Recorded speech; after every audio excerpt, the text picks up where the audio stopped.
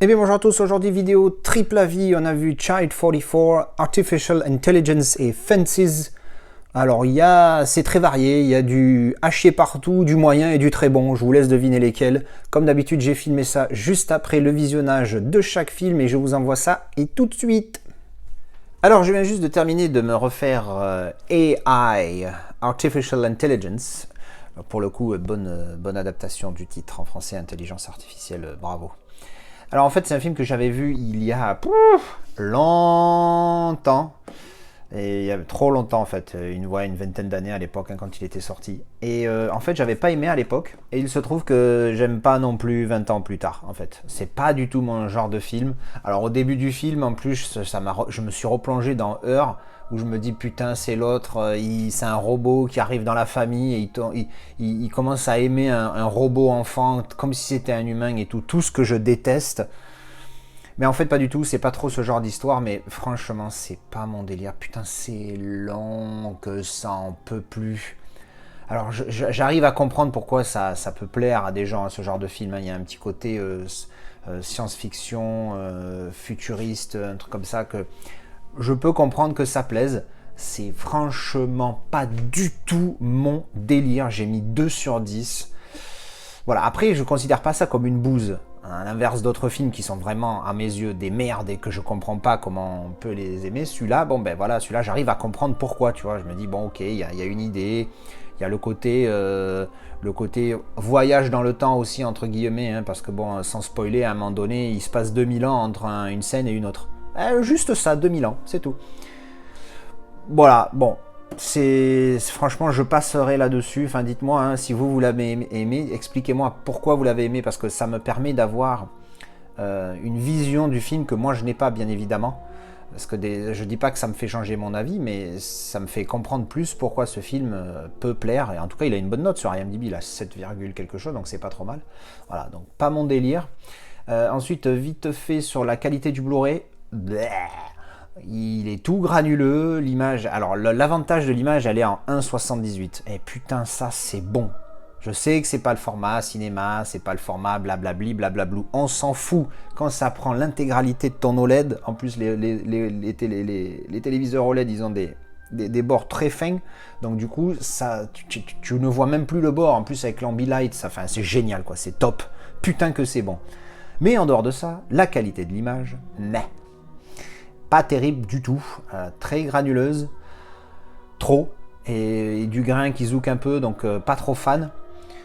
Et puis cette espèce de voile nuageux aussi, comme une espèce de petit brouillard qu'il y a dessus, qu'on ressent ça, on ressent ça assez régulièrement dans le film. Alors c'est du 35 mm, hein, donc bon, c'est pas dégueulasse, mais c'est pas top, hein. Je vais mettre 2 sur 5 pour la qualité du Blu-ray, c'était vraiment pas génial. Voilà, c'était mon petit avis sur AI. Alors on vient juste de finir Child 44, un Tom Hardy, Gary Oldman et Noomi Rapace film. Pas du tout, je dis n'importe quoi, c'est pas eux qui l'ont fait, c'est les acteurs. Alors j'ai acquis ce film en premium, parce que le mec vendait un autre film que je voulais, je sais qu'est-ce que c'était que j'avais acheté avec lui, je me rappelle plus. Bref, il y en avait un autre, j'en parle dans ma vidéo déballage premium, enfin bref. Et donc j'avais vu le film, j'avais trouvé le premium mignon, et au prix qu'il était, je me suis dit bon allez go, si le film est bien, j'ai un premium sympathique. Mais j'avais pas vu le film, et le synopsis avait l'air bien, et les acteurs, j'aime beaucoup. Alors au final, je m'attendais pas du tout à ce genre de film. C'est assez perturbant en fait, parce que j'ai mis du temps à comprendre quel était le but du film. Enfin le but. Si c'était un film de guerre, est-ce que c'était une enquête, est-ce que c'était un truc de détective, qu'est-ce que c'était?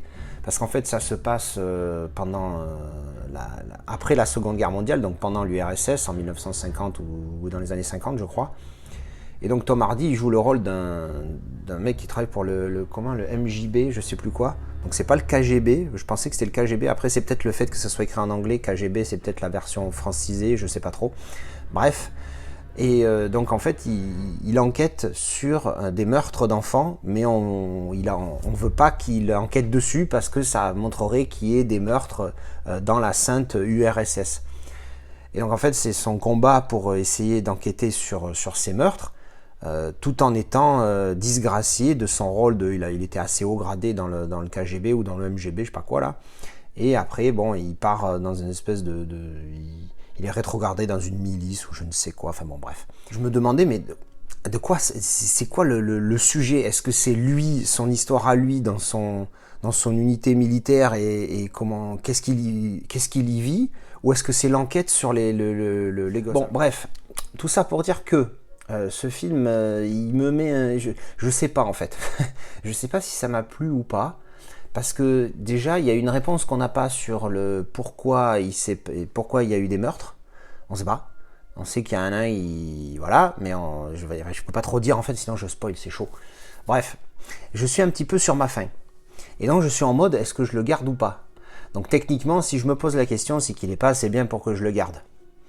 Donc à mon avis, encore moins pour le garder en tant que premium. C'est dommage parce que l'édition elle est jolie. Donc je pense pas que je vais garder le premium. Après le film, la note, j'ai envie de mettre 6. Parce que c'était quand même bien. Mais il y a un truc qui me manque. Il y a quelque chose de... Je sais pas si c'est le manque de réponse à la fin, alors qu'on en a des réponses. Ou si, je sais pas, l'acting est très bon. Bon alors c'est encore une fois, c'est un petit peu particulier. C'est que ça se passe en URSS et tout le monde parle anglais, tu vois. Donc déjà, bon, voilà. Alors certes, ils jouent bien parce qu'ils ont tous un accent, surtout Tom Hardy, un accent russe assez prononcé et c'est pas trop mal. Et c'est pas trop mal fait. Mais je sais pas, il y a quelque chose dans ce film qui... C'est le fait que le film, en fait, il sait pas ce qu'il veut.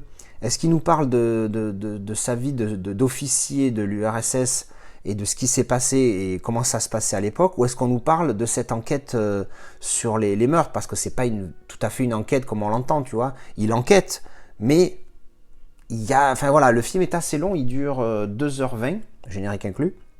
Et le film est partagé entre ces deux histoires. D'ailleurs, la Casa Girl, pendant la première heure, s'est bien fait chier. Et au bout d'un moment, j'ai compris qu'elle s'emmerdait. Puis au bout d'un moment, elle me dit « Ah ouais, non, là, ça devient intéressant. » Pourquoi? Parce qu'on rentrait plus... Enfin, je suppute que c'est pour ça qu'elle a réagi comme ça. Parce qu'on rentrait plus dans l'enquête. Et dans ah ben, est-ce que c'est lui, est-ce que c'est pas lui les indices, pas les indices, etc. Donc voilà, c'est un film, en fait, si tu veux, il sait pas où se positionner, en fait. C'est quoi? C'est une enquête policière ou c'est un truc mixage des deux? J'ai envie de te dire pourquoi pas. Au début du film, j'ai pensé à ça. Enfin, au début, la première partie du film, j'ai pensé à ça. Je me dis, en fait, c'est un mélange d'une enquête pendant ces moments-là. Et j'ai trouvé ça pas mal, sauf qu'après, il fallait qu'ils prennent la direction de l'un des deux sur la fin.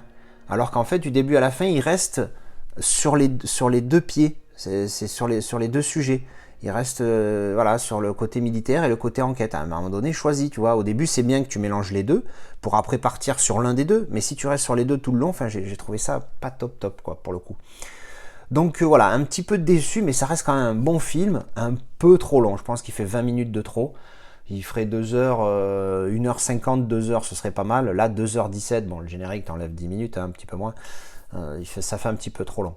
Mais sinon, il est pas mal, quoi. Si vous l'avez jamais vu, à découvrir, parce que bon, il est quand même intéressant pour vous faire votre avis. Ensuite, Blu-ray, pas de 4K pour celui-ci. Enfin, en tout cas, moi, je ne la possède pas. Je ne sais pas s'il existe. Je ne l'ai jamais vu, en tout cas. La qualité, bonne, mais pas dingue. Voilà. C'est du 35 mm, je crois, à la base. Et le master, je crois qu'il n'est pas indiqué même sur IMDb.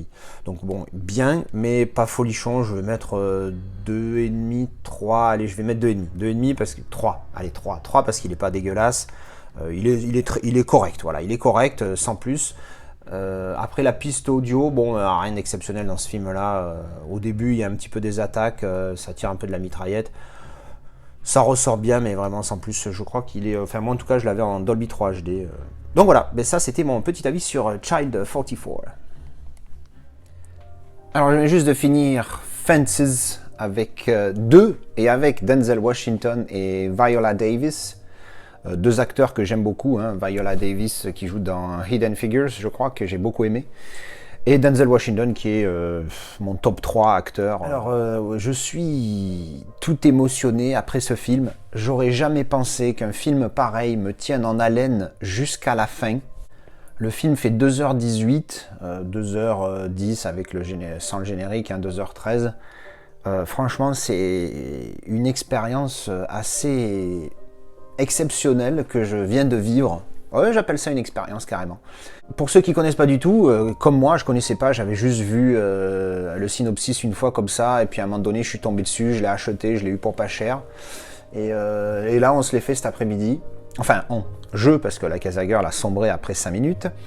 Et en fait, c'est pour l'histoire, donc, c'est juste une histoire de vie, de la vie du personnage de Denzel Washington, donc Troy Maxson, Troy. Et en fait, c'est son histoire où on passe tout le film à le voir raconter des histoires, à le voir agir. Enfin, disons que ce film, il a rien d'exceptionnel à part que ça a un côté réaliste et un côté touchant, un côté... Il n'y a même pas de la curiosité parce que tu te dis pas, ah oui, j'ai envie de savoir comment ça va finir, tu veux juste voir le film et comment ça se passe. Je dirais quand même qu'il est un peu long. Comme je disais, il fait 2h18. Je pense que une petite demi-heure ou 20 minutes de moins, voilà. Mais franchement, c'est histoire de dire quelque chose parce que la performance d'acteur est très bonne. Alors, elle n'est pas exceptionnelle, j'en ai vu des mieux. Où tu as des films qui sont carrément portés par la performance de l'acteur, genre Whiplash par exemple, ou Joker avec Joaquin Phoenix, où vraiment la performance elle est exceptionnelle et elle porte le film plus que l'histoire à la limite. Là c'est pas le cas, là c'est les deux. Et c'est bien joué par tout le monde, hein. Même Viola Davis, elle est juste énorme. Même si la plupart des grosses scènes d'acting sont faites par Denzel Washington, elle en a une ou deux, enfin une en particulier qui me revient à l'esprit, qui est vraiment exceptionnelle. Franchement, performance d'acteur juste énormissime. Et c'est une histoire un petit peu...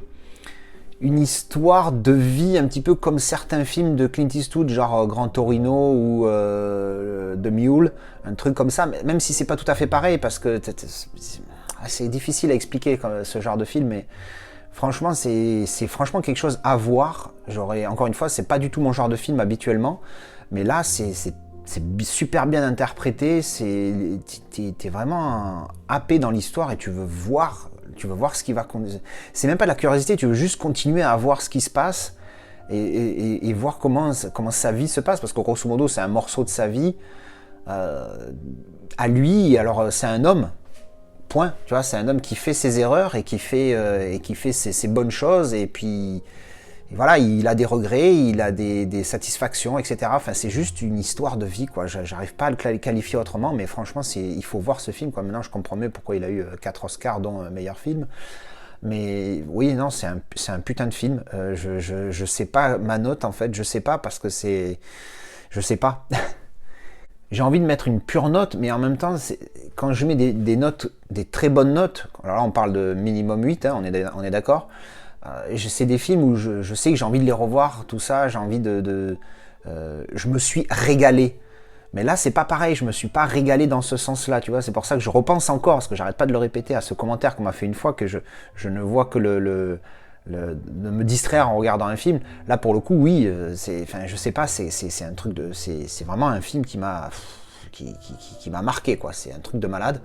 Je vais mettre 9, je crois, parce que c'est 10, voilà, 10, il faut vraiment toucher les étoiles avec moi. Mais je vais mettre 9 parce que la performance et l'histoire est tellement exceptionnelle que je peux mettre que 9, quoi, en fait. C'est pas un film que je vais prendre plaisir à revoir, je pense, à l'occasion. Je vais le garder, bien évidemment, je le reverrai, je le sais. Mais c'est pas un film, tu vois, un film où il y a un Terminator 2, par exemple. Terminator 2, tu le revois, il y a de l'action, il y a une musique, il y a une ambiance, il y a de la... Voilà. Il y a des effets spéciaux, même s'ils commencent à vieillir, tout ça. Enfin, vous voyez ce genre de film-là? C'est pas ce genre de film-là, mais c'est quand même, ça reste quand même un putain de film. Et je regrette pas du tout de l'avoir vu. Et voilà, enfin, je vous le recommande fortement. Un petit mot rapide sur la qualité, hein, c'est du Blu-ray, mais alors, chapeau. 4,5 sur 5 pour du Blu-ray, il est superbe. RAS là-dessus. Voilà, donc c'est du tout bon dans tous les sens, donc je vous le recommande fortement si vous ne l'avez pas vu, Fences. Je sais pas si c'est le titre en VF, hein, pour le coup, vous m'excuserez. En tout cas, je vous recommande ce film, c'est une putain de bombe.